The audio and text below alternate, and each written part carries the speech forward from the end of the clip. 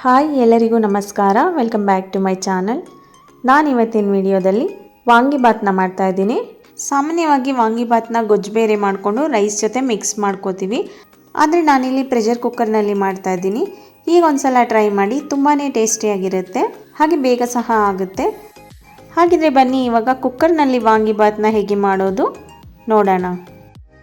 ನಾನು ಮೊದಲು ಕುಕ್ಕರ್ನ ಬಿಸಿ ಮಾಡೋಕ್ಕಿಟ್ಟಿದ್ದೆ. ಕುಕ್ಕರ್ ಬಿಸಿ ಆದ ನಂತರ 3 ಸ್ಪೂನ್ ಎಣ್ಣೆನ ಹಾಕ್ಕೊಂಡಿದ್ದೀನಿ. ಎಣ್ಣೆ ಕಾದ ನಂತರ 1 ಸ್ಪೂನ್ ಸಾಸಿವೆ, 1 ಸ್ಪೂನ್ ಕಡಲೆಬೇಳೆ, ಸ್ವಲ್ಪ ಗೋಡಂಬಿ, 1 ಪಲಾವ್ ಎಲೆ, 2 ಒಣಮೆಣಸಿನ್ಕಾಯಿ ಇಷ್ಟು ಹಾಕ್ಕೊಂಡು ಕಡಲೆಬೇಳೆ ಸ್ವಲ್ಪ ಕಲರ್ ಚೇಂಜ್ ಆಗೋ ತನಕ ಫ್ರೈ ಮಾಡ್ಕೊಂಡಿದ್ದೀನಿ.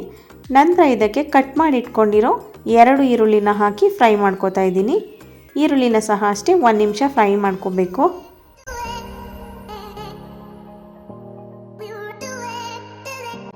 ಈರುಳ್ಳಿ ಫ್ರೈ ಆದ ನಂತರ ನೆನೆಸಿಟ್ಟಿರೋ ಬಟಾಣಿನ ಸೇರಿಸ್ಕೊಂಡಿದ್ದೀನಿ.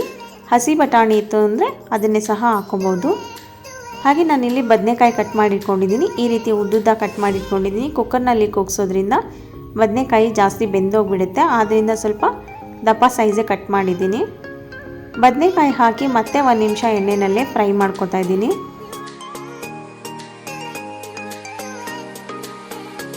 ಬದನೆಕಾಯಿ ಎಲ್ಲ 1 ನಿಮಿಷ ಫ್ರೈ ಮಾಡ್ಕೊಂಡಾದ ನಂತರ ಉದ್ದುದಾಗಿ ಹೆಚ್ಚಿಟ್ಕೊಂಡಿರೋ ಟೊಮೆಟೊನ ಸೇರಿಸ್ಕೊಂಡು ಟೊಮೆಟೊ ಸಾಫ್ಟನ್ನು ಆಗೋ ತನಕ ಫ್ರೈ ಮಾಡ್ಕೋಬೇಕು. ಇವಾಗ ಟೊಮೆಟೊ ಎಲ್ಲ ಸಾಫ್ಟ್ ಆಗಿದೆ, ಬದನೆಕಾಯಿ ಕೂಡ ಎಣ್ಣೆಯಲ್ಲಿ ಬೆಂದಿದೆ. ನಂತರ ಇದಕ್ಕೆ 1/4 ಟೀ ಸ್ಪೂನ್ ಅರಿಶಿನ ಪುಡಿ, 2 ಸ್ಪೂನ್ ವಾಂಗಿಬಾತ್ ಪೌಡರ್, 2 ಸ್ಪೂನ್ ಆಗುವಷ್ಟು ಹುಣಸೆ ಹಣ್ಣಿನ ರಸ, ರುಚಿಗೆ ತಕ್ಕಷ್ಟು ಉಪ್ಪು ಇಷ್ಟನ್ನು ಹಾಕಿ ಒಂದ್ಸಲ ಚೆನ್ನಾಗಿ ಮಿಕ್ಸ್ ಮಾಡ್ಕೋಬೇಕು. ಟೈಮ್ ಇಲ್ಲ, ಬೇಗ ವಾಂಗಿಬಾತ್ನ ಮಾಡಬೇಕು ಅಂದಾಗ ಗೊಜ್ಜು ರೈಸು ಎಲ್ಲ ಮಾಡಲಿಕ್ಕೆ ಸ್ವಲ್ಪ ಟೈಮ್ ಜಾಸ್ತಿ ತಗೊಳ್ಳುತ್ತೆ. ಅಂಥ ಟೈಮ್ನಲ್ಲಿ ಒಂದ್ಸಲ ಕುಕ್ಕರ್ನಲ್ಲಿ ಟ್ರೈ ಮಾಡಿ, ಟೇಸ್ಟು ತುಂಬಾ ಚೆನ್ನಾಗಿರುತ್ತೆ, ಹಾಗೆ ಬೇಗ ಸಹ ಆಗುತ್ತೆ.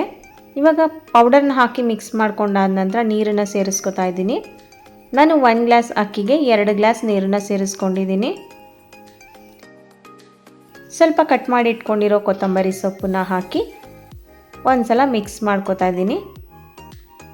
ಮಿಕ್ಸ್ ಮಾಡ್ಕೊಂಡಾದ ನಂತರ ಪ್ಲೇಟ್ನ ಮುಚ್ಚಿ ಕುದಿ ಬರೋ ತನಕ ಹಾಗೆ ಬಿಡ್ತೀನಿ. ಇವಾಗ ಕುದಿ ಬಂದಿದೆ. ಇದಕ್ಕೆ ತೊಳೆದಿಟ್ಕೊಂಡಿರೋ ಅಕ್ಕಿನ ಸೇರಿಸ್ಕೊತಾ ಇದ್ದೀನಿ. ಅಕ್ಕಿನ ಸೇರಿಸಾದ ನಂತರ ಒಂದ್ಸಲ ಮಿಕ್ಸ್ ಮಾಡಿಕೊಂಡು ಉಪ್ಪು ಸರಿ ಇದೆಯಾ ಒಂದ್ಸಲ ಚೆಕ್ ಮಾಡ್ಕೊಳ್ಳಿ. ಮತ್ತು ಇದನ್ನು ಹಾಗೆ ಪ್ಲೇಟ್ನ ಮುಚ್ಚಿ ಸಹ ಮಾಡ್ಕೋಬೋದು. ಆದರೆ ನಾನಿಲ್ಲಿ ಕುಕ್ಕರ್ನ ಕ್ಲೋಸ್ ಮಾಡ್ತಾ ಇದ್ದೀನಿ. ಕ್ಲೋಸ್ ಮಾಡಿ 2 ವಿಷಲ್ ಹಾಕಿಸ್ಕೋಬೇಕು. ಇವಾಗ ಕುಕ್ಕರ್ ತಣ್ಣಗಾಗಿದೆ. ಓಪನ್ ಮಾಡಿಕೊಂಡು ಒಂದ್ಸಲ ಚೆನ್ನಾಗಿ ಮಿಕ್ಸ್ ಮಾಡಿಕೊಂಡ್ರೆ ಸಖತ್ ಟೇಸ್ಟಿಯಾಗಿರೋ ವಾಂಗಿಬಾತು ರೆಡಿಯಾಗುತ್ತೆ. ಇದನ್ನು ಚಟ್ನಿ ಅಥವಾ ಮೊಸರು ಜೊತೆ ಸರ್ವ್ ಮಾಡ್ಕೋಬೋದು.